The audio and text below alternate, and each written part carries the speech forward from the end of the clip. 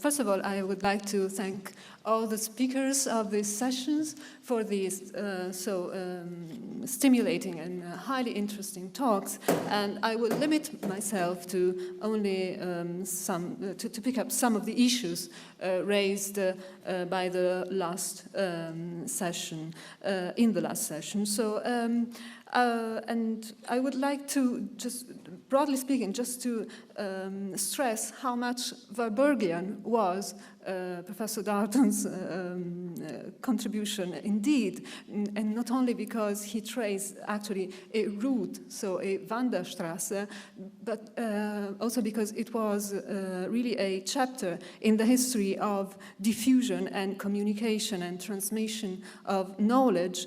And not only in a descriptive sense, I have to say, but also he described also the factors and the forces of this process that organically developed. So, and this analogy to the organic world and to the developmental, maybe, set of concepts brings me to Professor Pinotti's talk, that was revolved around the concept of morphology, starting from the very title, that was, of course, an implicit quotation from Goethe, Themes and Variations. Goethe described in the elegy on the metamorphosis of plants, described every creature as a note of the whole harmony. This recognizable theme, never given, but also present in the display, and the overlapping layers of the variations. And another metaphor, another conceptual tool Goethe used by describing morphological method was, in fact, the antithesis between variant and invariant. And this brings me also to sketch, just very briefly, an analogy with the history of philology, which was already stressed, has been already stressed in scholarly papers. I mean the visual representation of the method of a philologist in comparison to the visual representation of the genealogical accounts, biological accounts. So, and this emphasis on methods brings me very quickly to the antithesis between methods and objects, on which there has been, there would be very much to talk about. And I'm very grateful for this exciting insights from the archive, because they really provide the possibility to shift from the history of, so to speak in Vasarian terms, the lives of the artists, so the lives of the single persons we study, so the life of Warburg, to the cultural life, so to the cultural theoretical level. So we may say, of course, it's been we could repeat a sort of adagium, non scoles et vitae discimus, of course, and our concern is not to investigate the details, the single details, but as you pointed out very fascinatingly, we might say that just as art constituted a privileged observatory for Warburg for determined historical processes, so does the history of art historians, we can say intellectual history of ideas, provide an insight into the issues at stakes at the moment. So the history of cultural processes which were at stake. I just provide one single example which comes to my mind, which is exactly André Jolle's example, who actually, in the first years when he met Warburg, was actually writing his primitives articles. So, and this concern with the primitives, with the origins of art, which was not by chance linked with the primitivism movement, I think provides us this interesting background, historical background, over which Warburg's own reflection were on stage. So we had this insight, so this glance, so to speak, behind the scenes, and we could really trace the shifts in his own reflection, which maybe reflects the shifts in his own cultural life. So the cultural, political effectiveness also of his own activity is really to be stressed. And just the last point that I want to make, is that by all this shifting that we can trace, by all this Wanderstraße that we can trace, there are some constants, and one of them, some invariants, and one of them is the conception of language, of course, scholarly language, in this case, Warburg's language, as a logical construction, so as a conscious logical construction, and we might call, I think, a language also the Mnemosyne Atlas, which I don't very much agree as to regarding its alleged provisional arrangement, because the panels are actually really, really constructed and thought of. So it's not just the outward appearance and the simultaneity of the images, but really the discursive path that he traced from image to image and the intervals between them. So the language of Warburg may be, maybe in Humboldtian terms, be defined as an ergeia, so as an activity. So Genesis without end is really a pointed expression, because it's an ergeia and not ergon, so not an accomplished work, not necessarily an accomplished work, but an energy which develops from itself. So, and the other constant reference to Warburg language, which is, I think, one of the most productive also insights we might take, is the irony and self-irony of Warburg's language. And yes, I pass over to Hans Christian, because I'm sure he has something to do with just try to make it as polyphonic as possible.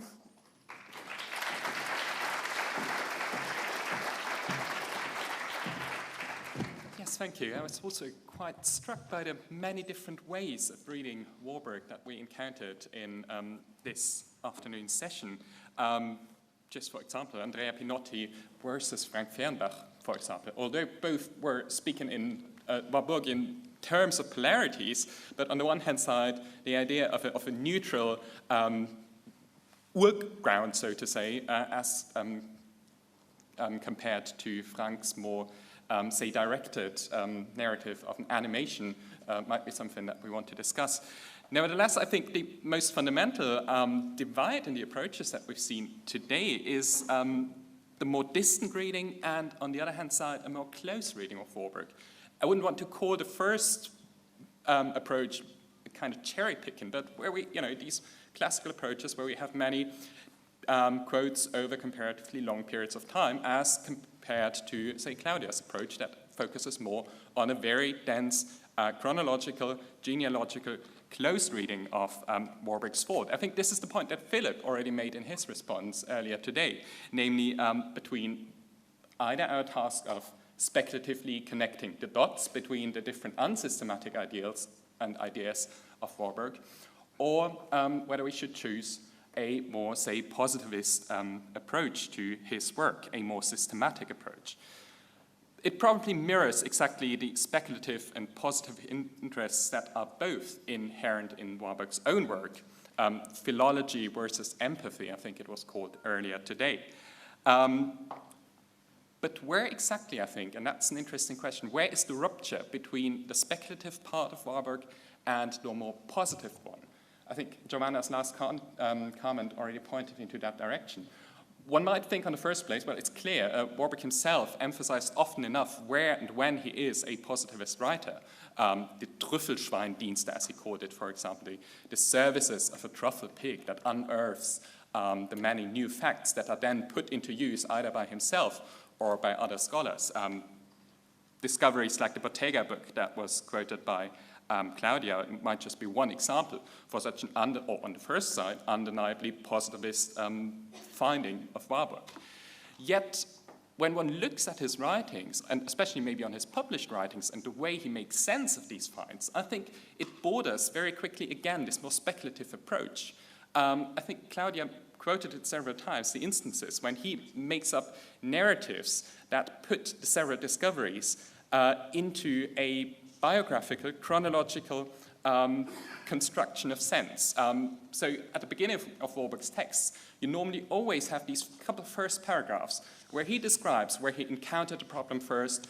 As a student in 1889, I first discovered the problem of, I don't know, secular painting. Then 5 years later, he discovered X and Y, and so on. So he recounts his own Bildungsweg, so to say, his intellectual formation, his connecting of the dots in his texts. And I was quite struck by Tom Mitchell's notion of the thought disorder in this respect, namely the false certainty that this connection of the dots, this positivist approach might also incorporate.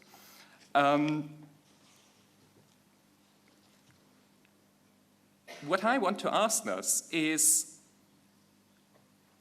to what degree is maybe the positivism of Warburg, as opposed to his more speculative traits, the things that most of us here, I think, are willing to see as his important legacy, as his imaginative, as his unsettling, unruly way of approaching the matters of art history. Is it maybe more the positivist part of Warburg's work and his narrative approaches to, or implotments of these facts, that might be equally unsettling for us today after, I think, well, maybe 15 years that we were mostly looking at the more imaginative part of Warburg's writing? And this leads potentially really to something that one might call a thought disorder in some respects, namely to these kinds of superstition in Warburg's own biographical self-conception that over these last 2 days came up time and time again. I just refer briefly to Andreas's passage of the inverted commas in By Chance I Found the Darwin, so where Warburg and Claudia also showed a few examples. And again, after 1 year, I found this rhythmic rediscovery of certain concepts or revisitation of certain concepts. This might be a certain kind of personal Verknüpfungszwang, to use the title of the beautiful exhibition that's currently on display at the Warburg Institute. A Verknüpfungszwang that also tries to implot the positivist facts that he unearths in a biographical way that mirrors his own achievements into the facts of history. I think, given that we have some time constraints now, I'm stopping here and directly handing over to our panelists for the Q&A. Thank you. My question is specifically for Claudia, but since it concerns the absence of a very famous Swiss book, it may have more general conceptual implications. The end of Claudia's wonderful lecture left us with a tremendous tragedy. It reminded me of the tragedy we all feel at Walter Benjamin's failure to complete his Arcades project. And it was the tragedy that Aby Warburg had been unable to find a structural system or paradigm, despite his immersion in the philological approach. And it seemed to me that this begs a really fascinating question about the apparent absence of linguistics in Warburg's account as far as we've heard it today.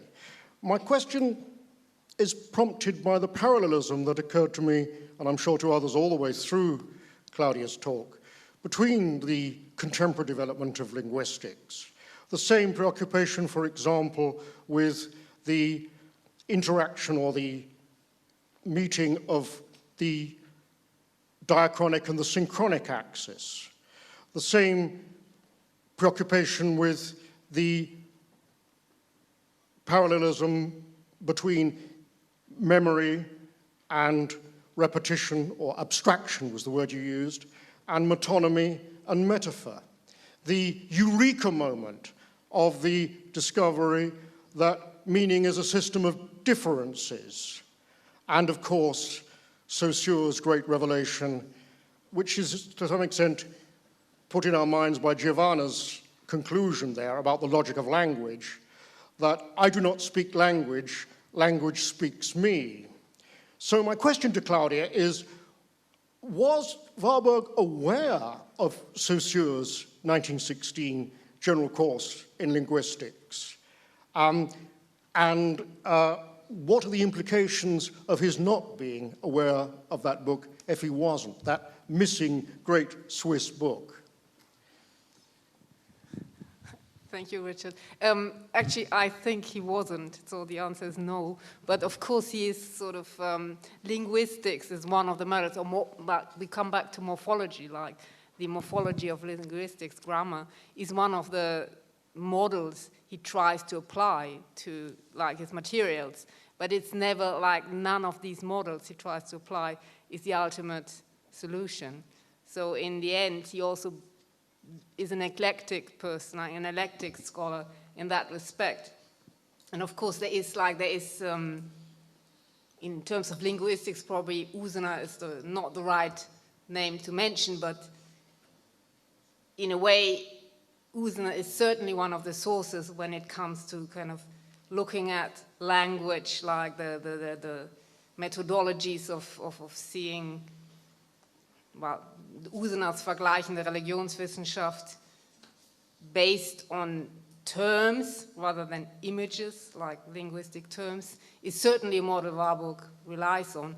And then famously he often quotes Osthoff, who's not really like a name, a common household name anymore, who has developed this, well, it's a bit too complicated now to kind of summarize Osthoff's idea in one sentence, but Warburg certainly referred or tried these models on his own materials and always hopeful to find a solution basically for in his continuous search, but then never succeeds in applying it kind of fundamentally as the model which would work.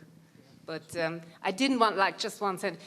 Maybe it sounded a little bit that my story was the story of failure. I really, really wanted it to be more a story of over-ambition, or like being as like not being able to reach the goal which was too far away, which he has set himself.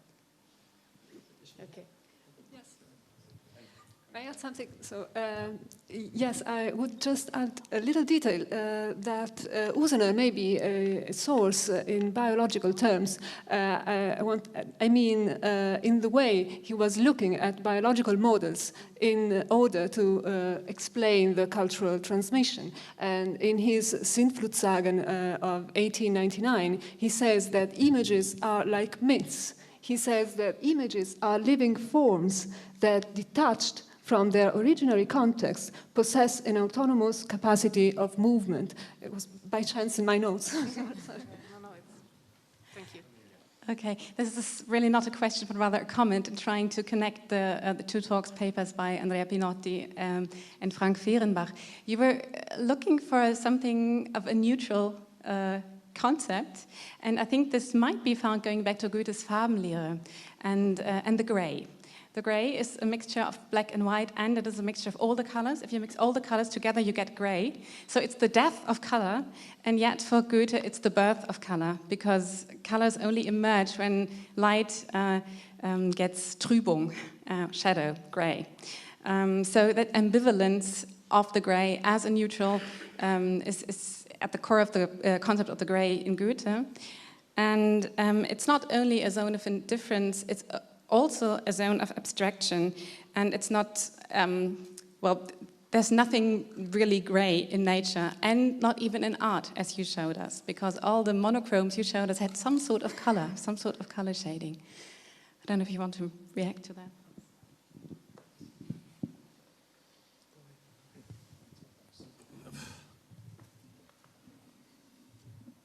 Yes, beautiful.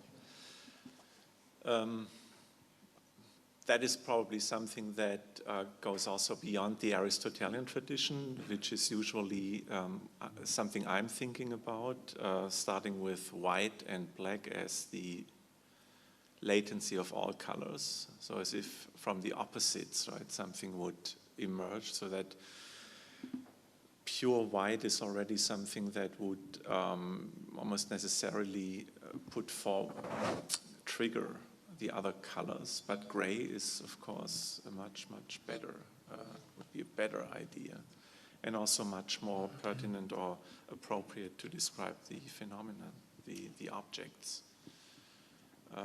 Beautiful, yes. I didn't think about this connection, but it's probably because I'm too tired. Very nice. Yeah, thanks, Cornelia. Yeah, actually, I have always thought of Grisaille as belonging to this constellation of the neutral, as a kind of suspension of meaning, kind of epoche of the determination of the image, and suspension which is a suspension full of potentialities to assume different directions in the determination, in the specification, and perhaps in narration as well. So yes, I totally agree with you. And gray is at the same time a color belonging to a system of possible colors, but it assumes this nature, this status of neutral color, and so a plenitude of possibilities. Perhaps I can add something that the brain starts to work. In Alberti's four-color scheme that is related to the four elements, the color of earth is described as cenericcia, which is something gray-beige, ash color. And interestingly, he then adds that this is the color that is mixed in all the other ones. So, whereas the color of water, air, and fire is described as something more separate and more distinctive, the color of earth is mixed in all the other pigments. So it's something that would also provide a common ground for every other differentiation. And therefore it is emergent in all the other colors. Hello, I'd like to ask Professor Mitchell a question. I'm rather confused by the diagnosis of Aby Warburg's mental collapse as being schizophrenia. Schizophrenia tends to appear in late teens, early 20s. It's incredibly painful and difficult disease. I remember talking to one schizophrenic who said to me very clearly, when I'm talking to you, you have to understand there are 57 other voices in my head all shouting at me at the same time. And I wonder, first of all, I wonder if in Warburg's life there were instances of pre-schizophrenia or schizophrenic episodes before his mental collapse. Odd that it should be provoked by the 1915 and the Great War. And I also wonder if what you are saying is, I mean, rather than having aural hallucinations, he was having visual hallucinations, very much along the lines of this incessant attempt to try and create montage or collage, a bit like film storybooks. We know that Eisenstein, Fritz Lang, early filmmakers used that method of sequential thought, but it was always sequential. It was always done in terms of how they wanted to shoot the film. It might not have been what ended up on the edit table, but it always had a very clear thought. And I wonder if that's what you're suggesting, that his illness, his schizophrenia, was a kind of visual hallucination that actually led to a complete inability to make any kind of choice or any kind of selection? It's a really difficult question to answer. First, because I think we have a very incomplete record of Warburg's interior mental life and his symptoms. We have external descriptions. He was often through tantrums, very angry. I don't know that he heard voices. Maybe some of the Warburg experts here have testimony about that. I think his relation to the visual arts verged on the hallucinatory. But these were real hallucinations. I mean, and it was as if he was trying to assemble around himself an encyclopedic representation of the world's art, and not just Renaissance, not just ancient art, but of course the Hopi Indians, the anthropological archive, and the contemporary technical archive that was emerging, the dirigible, the Zeppelin, the political, the coronation of Mussolini, in which he saw in a contemporary political moment the revival of paganism in a very dangerous way, which is why when I said we've been talking about the promise of Warburg, every promise can also be a threat. I think he felt that this image archive he was assembling was not only something you could master and control, but that it was, in a way, a catalog of symptoms of the human animal's inability to collectively control itself. As far as so I think it has a lot to do with this relation between his own individual psychology, but also the mass psychology that he saw emerging around him, so that World War I was such a crisis for him. I mean, here's a hypersensitive man in a family that has a history, by the way, of mental illness over many generations, very hypersensitive, and the war, I think, drove him over the edge. He was already ill before the war in some clinical sense, but the crisis that came on, and this is the reason I mentioned Hercules at the end, I didn't get a chance to say that the thing that put Warburg in the hospital was his attempt to kill his own family, which would have been a reenactment of the great crime of Hercules that then requires his labors as an expiation, or that comes in the middle of his labors, according to Sophocles. The gray scale, I think, and the grisaille was a way of protecting himself from the images because they were too powerful for him. It's as if the vividness, you notice when we showed them today, often have kind of gray photographs, black and white photographs filled with gray tones.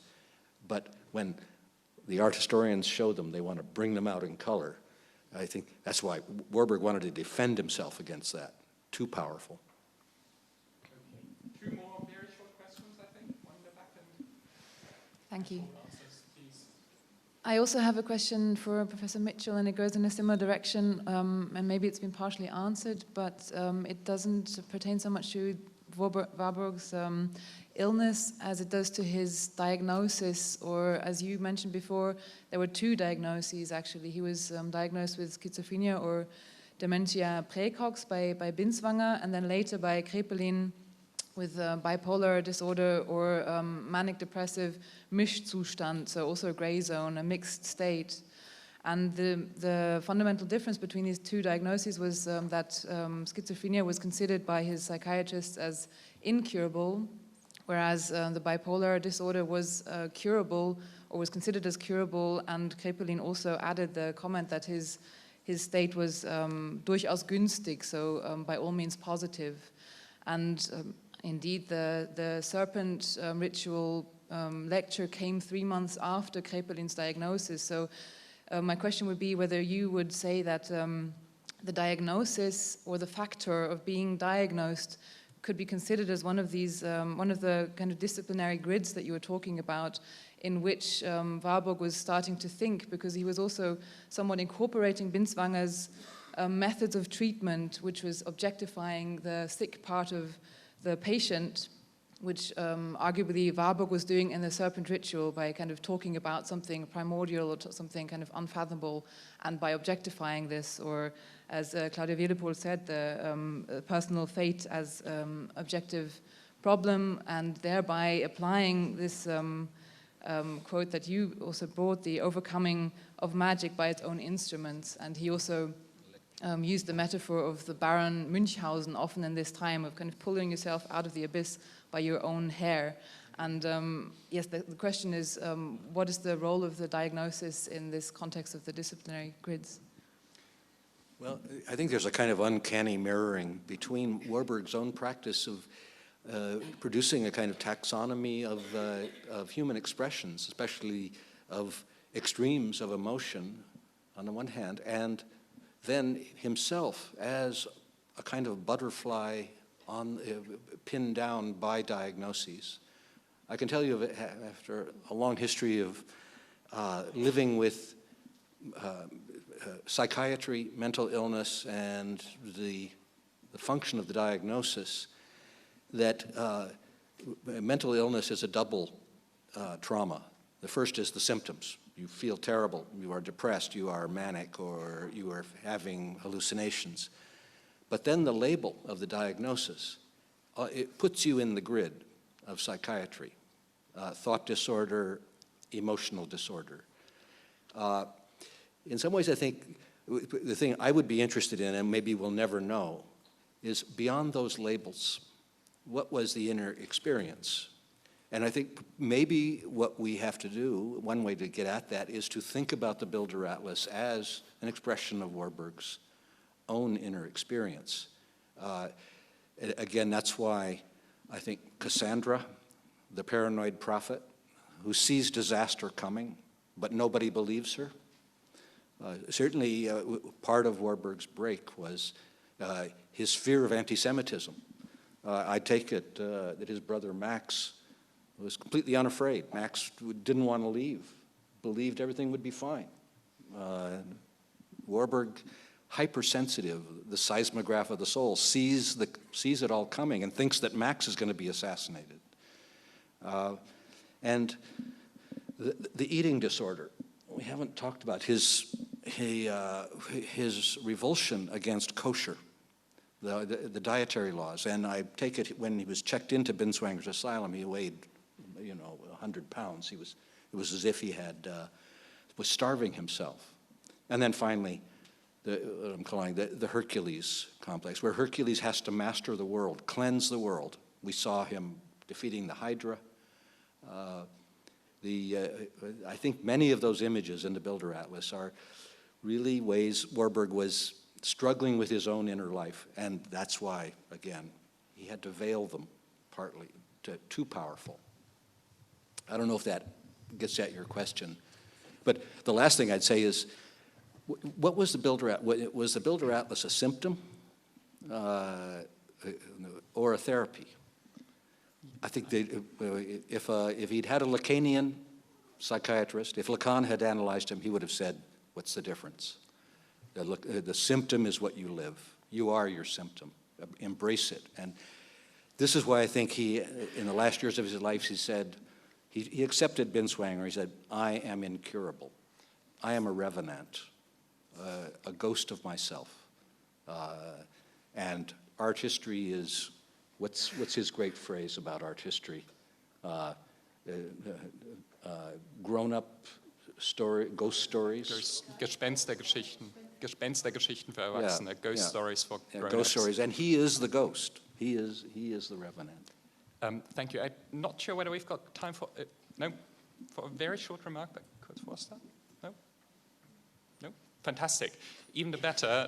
Then given that we are under a certain time pressure, I'm happy to close the discussion for today. I hope that we have ample time to continue it tomorrow and that we all see you again, not in this room, but somewhere else in this building. Yeah, it's the room where we had the coffee break. Where we had the coffee break, so you don't have to go far tomorrow. And I thank all our participants at the panel today.